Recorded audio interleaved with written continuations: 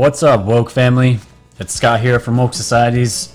It's been about 4 days since I dropped my last episode, which is okay. Things have been a little crazy in personal life, but I am here now. And this episode I am going to be giving you guys is a interview I just did with CryptoMike. Check him out on YouTube. He's a good dude. He's got some solid information on cryptocurrencies and all that good stuff. So we're going to be talking about the recent attacks on Iran. We're going to be talking about the Fed, cryptocurrencies, and just in general, where do we think the world is going in the beginning of the year, 2020. So it's a good episode. This was filmed on Zoom, unfortunately, so the audio is not that as good as you guys would see here on my regular stuff, but it is what it is. The audio is clear so you could hear, but the images are a little bit delayed. So just hang in there and all that good stuff. You guys know what to do. Go to YouTube, subscribe to my channel, hit the like, share button, tell your friends and family about my channel. Get the message out there and let them know independent media is the new way. We are the news now. Go to my BitChute, go to my Patreon if you want to contribute some money to my Patreon. It's all going to the channel and it's all going to good places. So, and again, I always forget my podcast. You guys out there on my podcast, thank you for listening. I am on all major podcasting platforms now, so you have all that good stuff. Right in the beginning, we make a special announcement of a conference that me and CryptoMike are actually going to be speaking at in Vegas, and you guys will be able to see the link for that if you guys want to buy tickets to come actually meet us and all that good stuff. So without further ado, here's the interview with me and CryptoMike. Stay woke, ladies and gentlemen. Okay, everybody. This is Scott from Woke Societies here to drop another episode of content for you. I have a special guest today. His name is CryptoMike. I've been on his channel once, and we seem to spark a good friendship here. He knows his stuff as far as cryptocurrency. He is a woke dude. He interviewed me about Looking Glass, Project Looking Glass, probably about 3 or 4 weeks ago now. So I'm bringing him on to just explain some things, some topics that I don't know too much myself about that you guys are going to find interesting. And we're going to go from there. So before we even jump into the interview, I haven't even told my audience that, which is funny. I briefly mentioned it. Myself and CryptoMike, along with two other YouTubers, have been invited to speak at what's called the Infinite Growth Conference. I believe it's called. It's going to be in Las Vegas on April 4th, and we've been asked to speak at this event to drop our 2 cents about what's going on in the world as far as cryptocurrencies, conspiracy theories, just things about the universe, things about that. So it's a great honor that we've actually been invited to speak at this event, and we're both going to be there at this. So I wanted to get him on here just to introduce him to my audience, and it should be a good time. So I'm going to there's no pressure for this. We have to put the links in our videos going forward until this conference starts. So I'm going to put the links to buy tickets to this event if you guys want to meet us on April 4th. We are going to be in person, live, speaking about the topics. I'm going to be talking about QAnon. I'm going to be talking about a ton of topics that a lot of people are probably going to be upset about. But guess what? That's too bad. They need to hear what's going on in this world. And I have enough confidence in myself to go and speak in front of people to do this. So it should be a good event, and I can't wait to do it. So I'm going to put that link in the description of this video once it's uploaded, so you guys can buy tickets. And if you guys want to meet us, you guys will have the means to do so now. So that is there, and we can put that to bed now and get into the content. So here we have CryptoMike. He is from Pasadena. It looks a lot nicer than it is in New York, that is for sure. New York is cold and wet, and it's absolutely disgusting. Yeah, look at those beautiful chemtrails, ladies and gentlemen. They are all over the country. Those are not clouds. Those are not clouds for sure. But so what I want to get into first, I know you're big into cryptocurrency, so I don't know too much about it. You were the one that actually convinced me to get my first cryptocurrency, which I actually bought, what was it, like a week or two before I got sick. It wasn't financial advice. Yeah, it wasn't financial advice.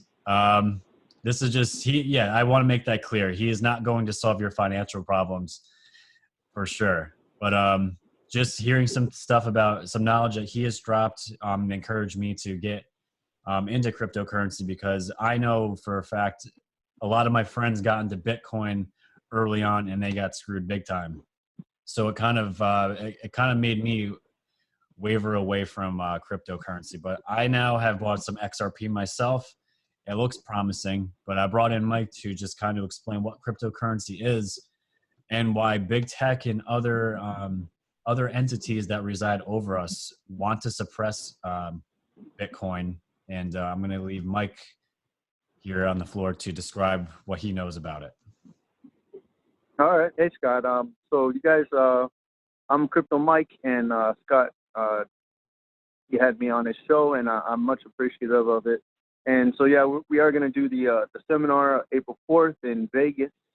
All right. So if anything, it'll be an excuse to get away from the normal life and go to Vegas. But yeah, there's going to be a 2-day seminar. It's the Infinite Growth Seminar. And it's going to be Scott, myself, and a couple other YouTubers, one called Crypto TV. He's a good guy. And another called XRP Venture, a good guy. All right. And it's going to be a lot of fun, guys. All right. Because we're going to cover a wide variety of topics.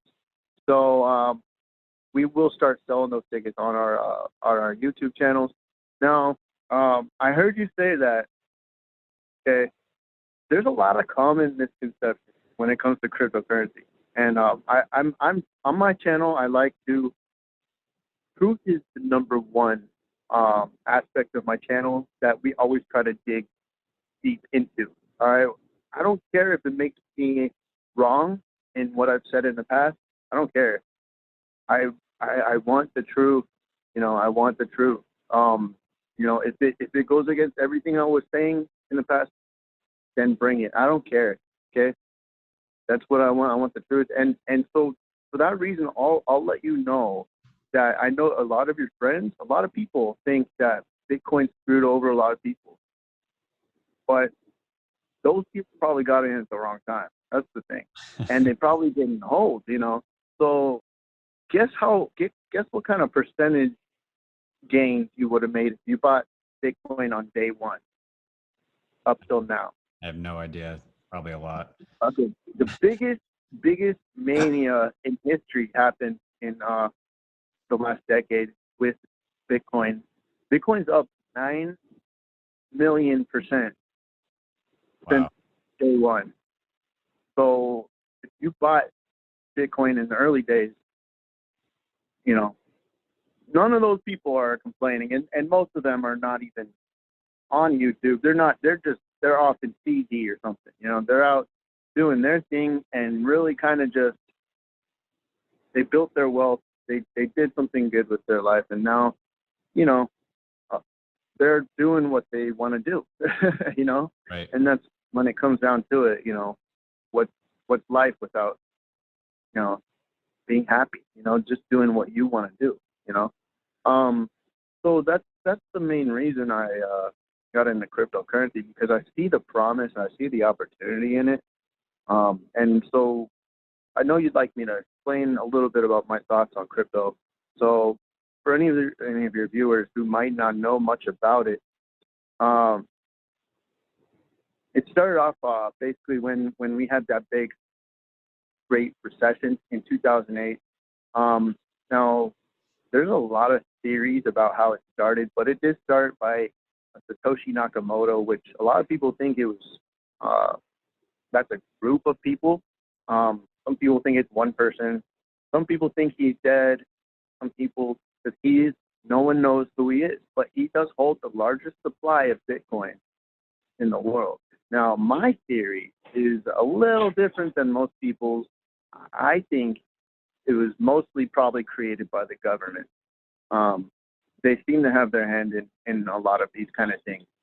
And so I think that maybe the Federal Reserve, not the government, but the Federal Reserve, which is actually bigger than the government, unfortunately, the central bank, basically, I do believe that they probably had their hand in it somehow, to you know, deceive us once again with the promise of a decentralized currency, you know. So what I think is that they introduced Bitcoin to us, and the promise with Bitcoin is not Bitcoin itself, but it's the blockchain, which is underlying technology that it's built on as a cryptocurrency built on the blockchain.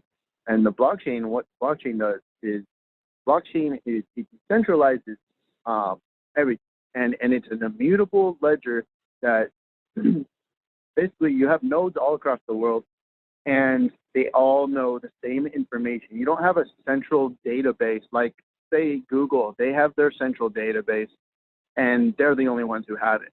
So therefore, they're extremely centralized, and that's why we have them with the monopoly over most of the world.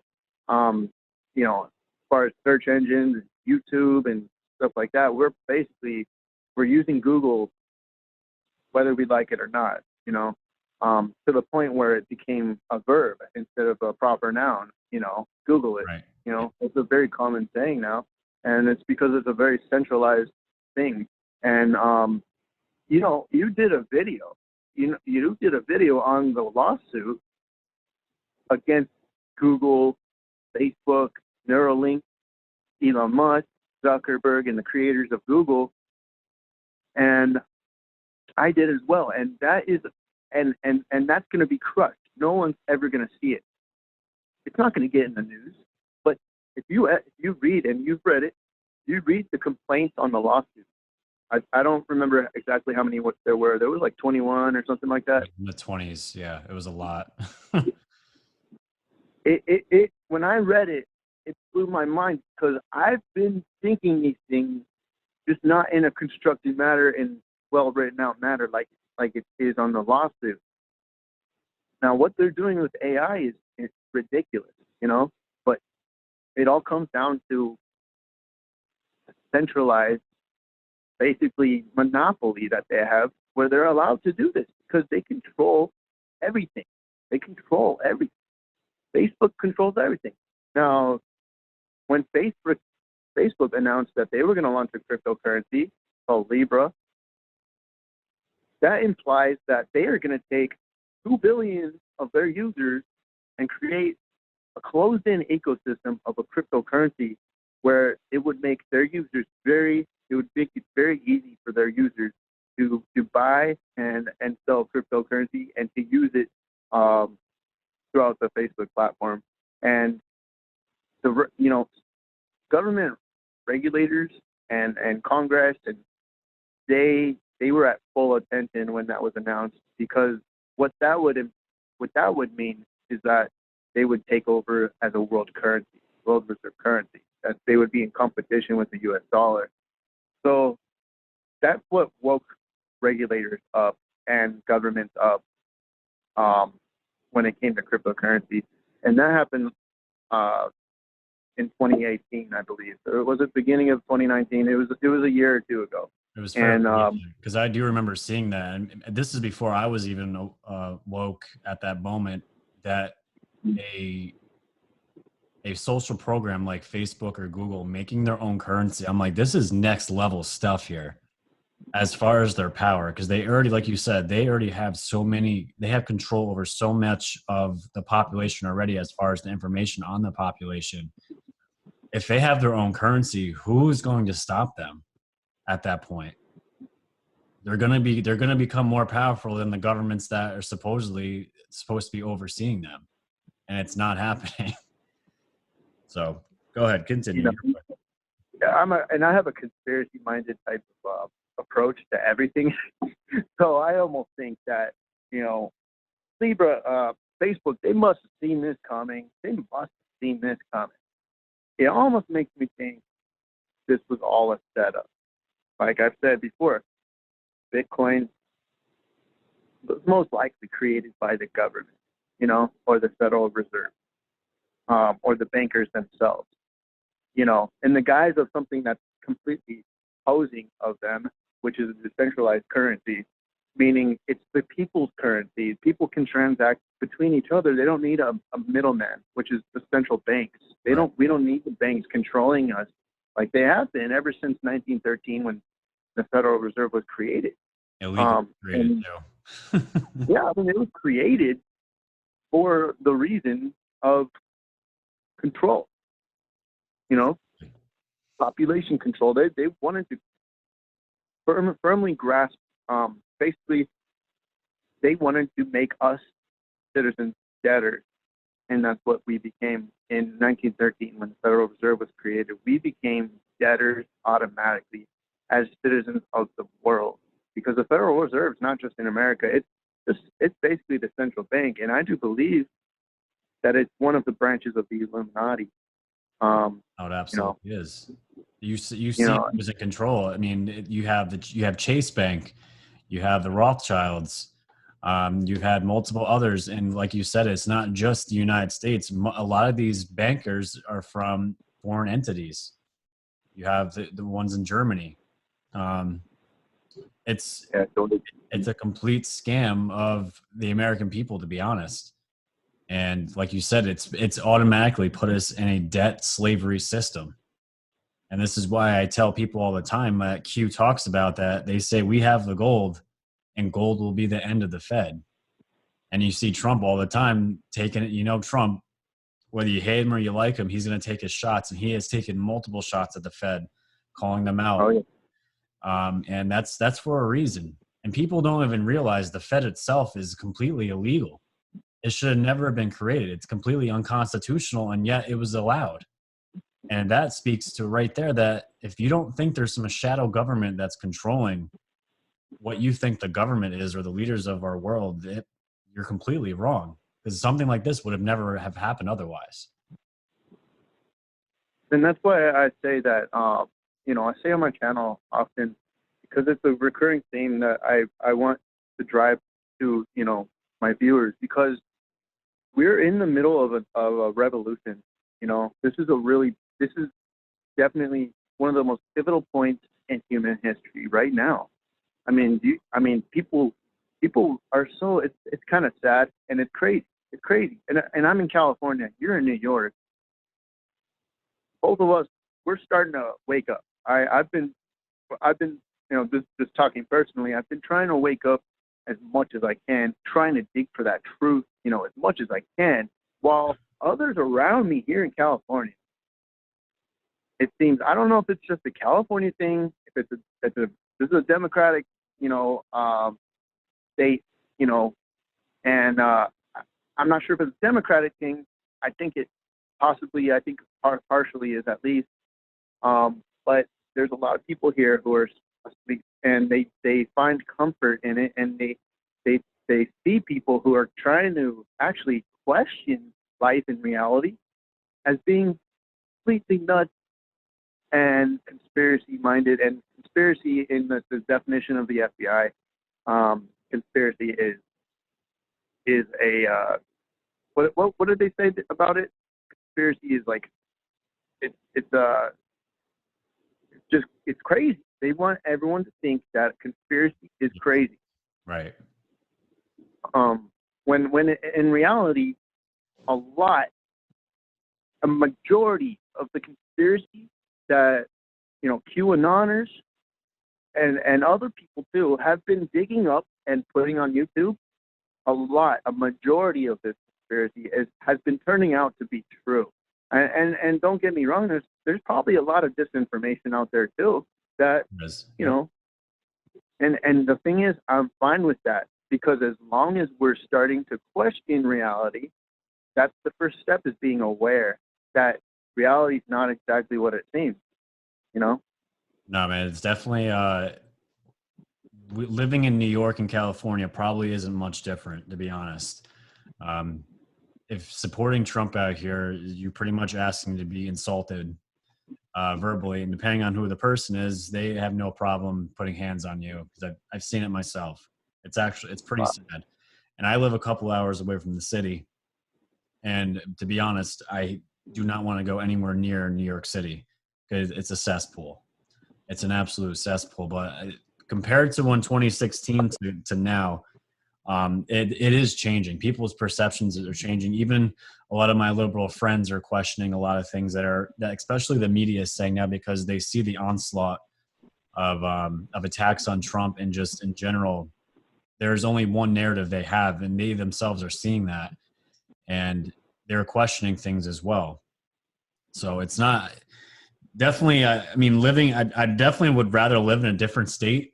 It would definitely make things a lot easier. But for me, I like where I am right now in the middle of all these liberals and Democrats, because they're starting to ask me questions about certain topics, and they're starting to become a little bit more open-minded than they were just a couple of years ago, which is an amazing thing. But just to get back to the cryptocurrency, I believe that the cryptocurrencies are just another avenue that us as humans are evolving, getting past the centralized bank. And I think it scares the crap out of the Illuminati, the deep state, whatever you want to call it, because like you said, it's not centralized. There's not one power controlling it. It's pretty much a shared platform, right? That anyone can have access to. Yeah. Well, not all of them. So that's why there's completely different use cases for different cryptocurrencies. That's why I'm so excited about it, because you can take your pick. Blockchain is going to help every single industry, every single sector in the world. All right. And so on a lot of the blockchains, they actually use cryptocurrency to make it work. And so for that reason, I have a portfolio of about 20 different coins. Okay, but there's almost 5,000 different cryptocurrencies right now, and they just the list keeps getting bigger and bigger. Now, but my belief is that the ones that are actually going to really help change the world through their utility and use case are the ones that are going to actually make it. But there's going to be a lot of ones that don't make it. They just don't make it. They don't have the team. They don't have the partnership, and there will be another one that's just better. And so, we've got Bitcoin is the Mac Daddy, right? Oh, it looks like you lost. Hold on a sec. But I can hear you. Give me a sec. Someone's calling.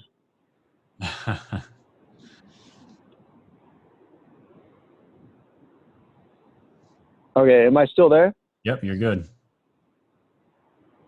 Am I still there? Yep, I can hear you. You're good. Okay, there we go. Cool. There we go.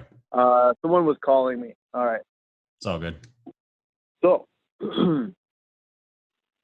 Bitcoin is the most decentralized one, basically, and it has the biggest network effect because they've been working on it for so long, and there's developers out there who work on it free of charge. They don't work for money. They work because they want to help change the world, and I completely 100% respect it.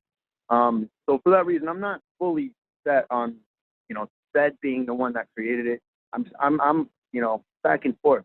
It's really difficult to know since there's this Satoshi Nakamoto character out there, right, that we don't know, but he holds the biggest supply of Bitcoin.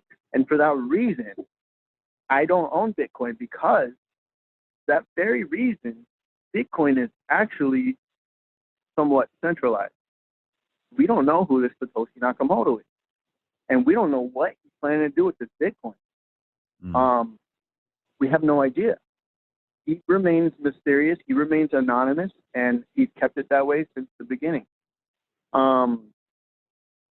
So we've got other ones called, we've got Ethereum, and then we've got XRP. That's the one that I talk about the most on my channel. Now, yesterday I put out a video, which was very difficult to make. And I brought up some points that were very difficult to talk about with my audience because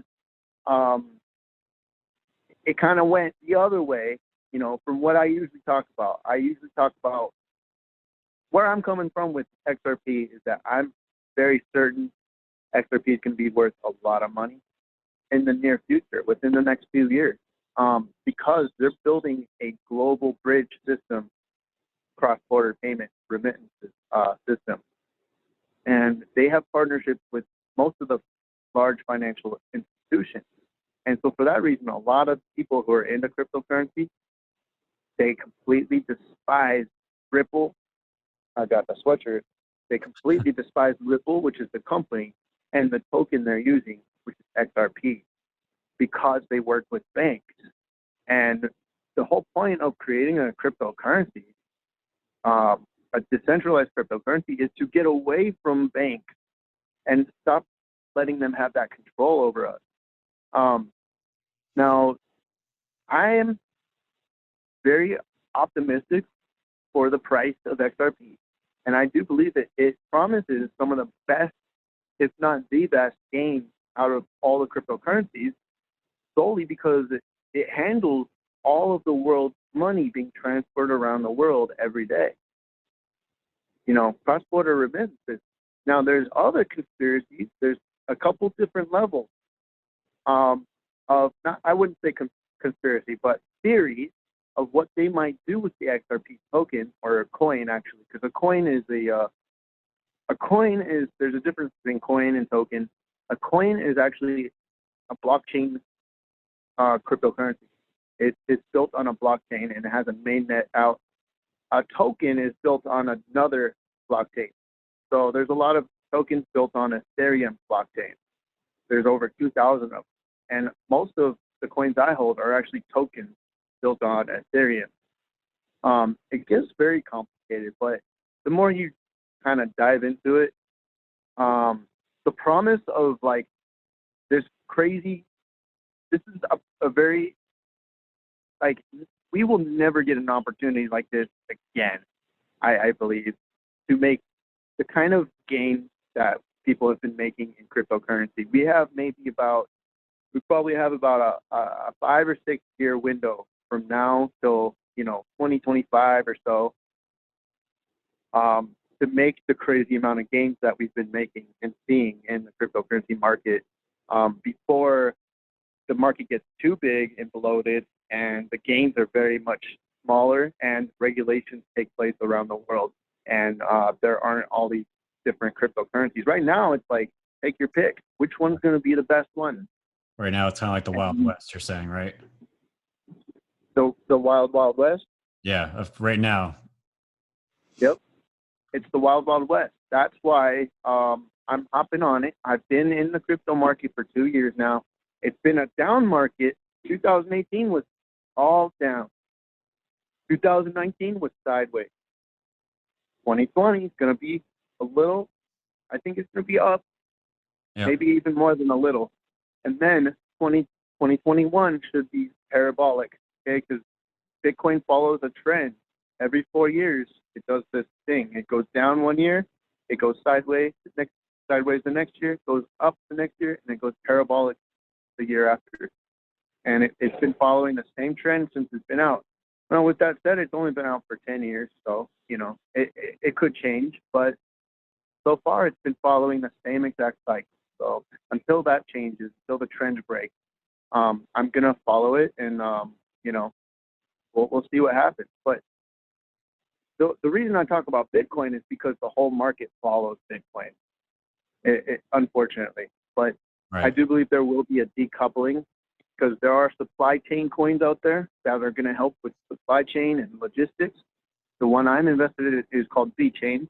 The Chinese government has only allowed one blockchain to be developed on, and it's VeChain's blockchain. The Chinese government. So think about all the people they have, and when they start developing on it, when they start using it, it's very, very much in its infancy. So these developments are happening on a daily basis. That's why there's so many cryptocurrency channels popping up left and right, because there's so much news to go over. There's so many coins, but this goes all the way up to the governmental level, and I do believe Trump is using, in his phase 1 deal with China, I strongly believe he's using crypto. They're going to use cryptocurrency. They're going to use blockchain technology, and it would be really, I would be, shocked if they weren't. The language that Mnuchin was talking about, and Lighthizer, and I forgot his name, Lighthizer, the language they were using, strongly suggests to me that they're going to be using blockchain technology, and my pick for that is probably VeChain. They're probably going to be using VeChain. For that reason, I'm invested in it, and I do believe that alone is going to grow in value, many hundreds of times in the next few years. Interesting. So, You said that. you got supply chain management. It tracks. I mean, that's one of the best use cases of blockchain I can think of. But so we have this new technology coming, and this is just one of them. We're in the middle of the fourth industrial revolution, man. So we've got the Internet of Things. We've got 5G. We've got blockchain. And all these things are coming together, and it basically kind of works right in the middle of a sort of singularity type event. So where we're integrating everything. I mean, we've got Alexa, we've got Google. This is the very beginning of the integration of AI and robotics into the very essence of us as humans. And it's a scary thing, but at the same time, it's exciting. You know what I mean? So I hope it doesn't get out of hand. At the same time, it's kind of too late. So what's going to happen is going to happen, as far as super intelligent AI and stuff like that. But it all kind of ties together. It really does. Because we're right in the middle of a great shift. And I do believe full disclosure starts right here. And it's coming. And there's nothing anyone can do to stop it because of things like the information age. We're coming out of an era of where we discovered that we can share information in a split second across the world to many, many different people. So everything's changing because of that. Religion, personally in my journey, I was able to use the internet to explore other religions and not be in a box, anymore. And it completely helped shift my perception, and it helped me to, in essence, get awaken. It helped me to be woke, if that's something, that we are, Well, just real quick, because you brought up the China deal, and my last video I just did, I did a report on somebody that is close. He's from the CIA, and he did a report on what's going on with China and Trump. And a lot of the language is still not publicly available as far as exactly what is being traded and as far as technology being used in this deal. And the reports that I'm hearing is a lot of it is secret space program technology. And a lot of it, I believe, some of it could be cryptocurrency that you just brought up before. Because the people are asking, where's all this money coming from? I believe it's trade deals for super advanced technology. Maybe it's blockchain technology. It's between China, and I know China, like you just said, they have their own version of blockchain, and they only use that one. So, but in the report though that I found the most interesting is that I keep hearing rumors of a financial reset, a complete financial reset of the world's finances, debt. And this isn't the first time that I've heard this, and it's all being mentioned with the Trump deals. And you probably heard, I don't know if you watched my recent videos, but the Space Force is now a real thing, and I believe the Space Force is going to be a huge conduit for disclosure, and it's going to show us technologies that have been hidden from us for a very long time. And I don't believe this is a coincidence that all this stuff is converging in this timeline that we're in right now. And like you said, I believe this is one of the most important timelines in our human evolution, in our human history. And it just brings me back, because everyone talks about the 1920s, how it was the roaring 20s. I believe time follows patterns, and we're going through that pattern again right now. We're in the 2020s, and I believe we're going to see a complete cultural shift, a spiritual shift, and the technologies that are going to be revealed to us are going to completely change our world overnight. And like I said, I don't know too much about crypto, but I believe crypto is going to be part of that future, because the way things are right now, they're clearly not working. Yeah. I mean, this whole, I've actually heard rumors too. I've heard from different sources. They're meeting, there's different hierarchies, there's different levels, and the top level, there's a very small group of people that are meeting, and they're making the decisions right now. And this financial reset is coming very soon. All it needs is a signature, or like there's like 6 signatures that they need from this group of people, and so they can't, they don't talk about it. You know, they will not talk about their decisions or what's going on, because it's very easy for each of them to find out who talked about it or how it leaked. It's not going to happen. It's not going to leak until they're ready. But the thing is, I think from what I've heard, is this financial reset is coming, and it's coming very soon. And we can already see what happened in 2020. You know, we just bombed Iran, like biggest general, their top general. Yep, we wiped We them just out. killed him. Yep. I'm sorry. Yep, we just wiped them out. I woke up to all And that news this morning. You see what happened though? 2019, we've seen kind of tensions. We've heard stories, but nothing happened really big until 2020. You know, so something. It's almost kind of like it was planned or something. You know, and what they tell us in the mainstream media is a complete BS lie. I fully, completely believe that. I always believed it. That's why I completely resonate with what QAnon says about the mainstream media. And I have top respect for QAnon because of that, and also other questions he brings up. And for that reason, you know, I am skeptical. You know, I'm always skeptical, and I do believe we should be. But I do believe he brings up very good topics that are in the best interest of the common people like us, the American people, and, you know, as a result, also the world people, you know.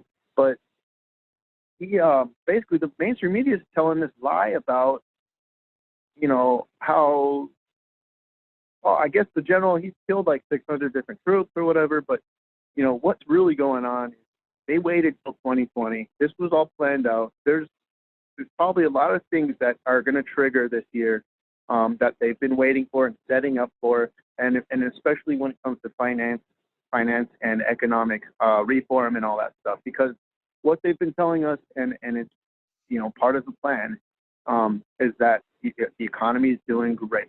And I think a lot of us, if we've been able to research a little bit, you know, it might be great on paper because, you know, what is Trump doing? He's using the same tricks that the others did, you know, to keep it afloat and to keep this going while the plan is actually being, you know, worked on in the background while they're setting it all up, you know, because it takes a lot of time, a lot of patience, and, you know, this is a life-changing thing for the whole world, for humanity. But I also do believe, you know, we are getting some kind of, you know, outside assistance. And I'm starting to believe it more and more, and I'm hearing crazier things that I can't talk about yet. Now, I've heard little things from little birdies that, you know, I don't know if they're true or not, but I'm hearing things that are completely going along with the whole, you know, this whole Space Force thing and disclosure and other dimensional beings, you know, third dimension, fifth dimensional beings, you know, and then also maybe some extraterrestrial kind of beings, you know, giving us some kind of assistance, you know? Yep. Absolutely, man. Yeah, it's just funny because when I woke up this morning to the news that Trump had taken out one of the Iran general, the first thing I saw from mainstream media outlets was, yeah, that's great and dandy, but did he get congressional approval from everybody to do this? And the second thing I saw was, which absolutely made me disgusted, and you have the New York Times, they put out the man's obituary in their paper. The general himself that killed Americans, that was planning to kill more Americans, that set up thousands of IEDs that blew apart American soldiers. You have the New York Times putting this man's obituary in their paper. I mean, what a complete slap to the face to every American family that, you know, and themselves, the soldiers themselves that lost limbs and died. And yet you have an American newspaper talking about almost siding with a terrorist over the president and the soldiers that protect us every single day. And it's not just them; they're all in chorus with each other, and it just made me absolutely sick to see something like that. And Yeah. it just, Not just it blew them my too. mind. I saw Twitter. When I opened up Twitter this morning, they had the same. They had this Iraq. I think it was Iraqi. Um, soldier holding a picture of him like he was one of our leaders. You know, Right. On the front page of Twitter, and it's like, what kind of world are we living in? And do people really buy this stuff? There are crazy liberals out there who will completely defend the general more than our president. Dude, it's The so true. Iraqi It's general. disgusting. This is the brainwashing that we're going through. This is the biggest reason why I started my channel, because this is the stuff that I was seeing. You're seeing Americans side with terrorists over their own president. And it's like this is all a direct result of the mainstream media that resides in our country. This is why I say almost every video, they are the true enemy of the people. They're the ones lying to us, and they're actively lying to us, and they know they're lying. But they are controlled just like all these other companies that are controlled by the deep state and whatever else you want to call them. But I just happened to see that. But the funny thing is, you go on Twitter as well, you see all these Iraqis dancing in the streets celebrating this general's death. But you won't see that though, mainstream media, because the Iraqi people, they want freedom. They want to. I'm not saying they want to be just like the United States, but they want to have freedom. They don't have to worry about their lives being taken every single day. They want a free country just like we do. And when you see them celebrating a general's death like this, it just, it wakes you up a little bit, and it directly questions and challenges the mainstream media's narrative. Because as soon as that happened, I knew it. We were going to be seeing articles of World War III. Here we come. We're going to be in a dead battle with Iran now. And I'm just thinking, like, it's not true. The last thing Trump wants right now is a war before he goes for his reelection for 2020. Well, war also spells financial crisis too. Right. We don't need the last thing we need is a war, but what mainstream media would love is to have war, because it's great for their ratings, and it's a great deep state distraction. Excuse me. Well, yeah. I mean, when I looked at Twitter this morning, because I look at Twitter, crypto Twitter is huge, and that's the only reason I'm on Twitter. Otherwise, I freaking can't stand it. Yeah. But when I looked at Twitter this morning, all of the trending topics, except for like one of them about Wilmer Valderrama or some celebrity, all the trending topics either had World War III in the title or Iran. And it's like, well, do people really trend these topics, or does Twitter tell you that they're trending? And like, do the algorithms, do they type in what they want to be trending every day? Yes. Absolutely. Like, there's no doubt about that. Do they have algorithms that will totally crush a real trending topic? Yes, of course. And a lot of times they don't even need algorithms, because they've already, the big conglomerate, the big six companies that control the media, social media, and the mainstream media, they've already brainwashed people into, they've already done their job. But now the real work, this is going to be a challenge, and it's going to be quite a confusing time for us the next few years, I believe. We're going to transition from a completely falsified reality, controlled and told to us, into a wholly new reality that is actually being discovered by us, and is actually quite terrifying what's really happening. Yeah, man. No, I think we're, that's why QAnon calls this the Great Awakening. We are reawakening ourselves and thinking for ourselves, and that's what they're afraid of the most. All these outlets, these media outlets, the last thing they want is a people that thinks for themselves and questions the narrative. That is the last thing they want, and that's what they're fearful of the most. So that is what we're entering now. We're right in the middle of it now, I believe, but then it's going to get uglier before it gets prettier. That's all I know.